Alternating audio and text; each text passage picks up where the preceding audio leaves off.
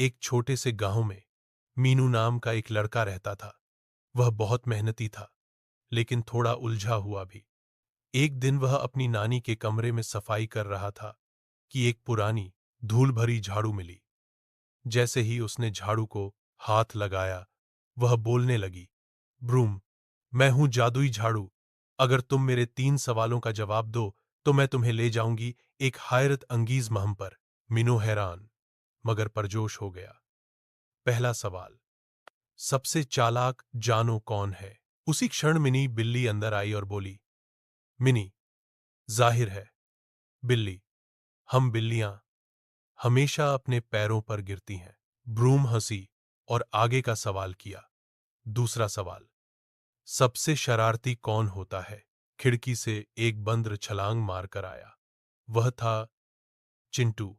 चिंटू, मैं चिंटू हूं, जंगल का शरारत का बादशाह। ब्रूम मुस्कुराई। सही जवाब। तीसरा सवाल, सबसे बहादुर कौन होता है? मीनू ने सोचा और बोला, बहादुरी सिर्फ ताकत में नहीं, द ल में होती है। चाहे वह बिल्ली हो, बंदर हो या इंसान, बहादुर वही है जो दूसरों के लिए खड़ा हो। ब्रूम खुश हो गई। सही जवाब। अचानक ब्रूम फजा में उड़ने लगी और बोली, अब हम सब चलेंगे एक जादुई सफर पर।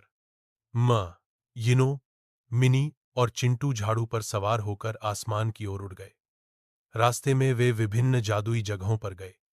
कुछ हास्यप्रद स्थितियां आईं। बंदर ने उड़ते हुए आम तोड़ लिए, बिल्ली ने बादल पर सोते हुए खर्राटे लिए और मिनो ने सितारों के साथ आंख मिचौली खेली। आखिरकार वे एक वीरान पहाड़ पर पहुंचे, जहां एक खजाना छिपा हुआ था।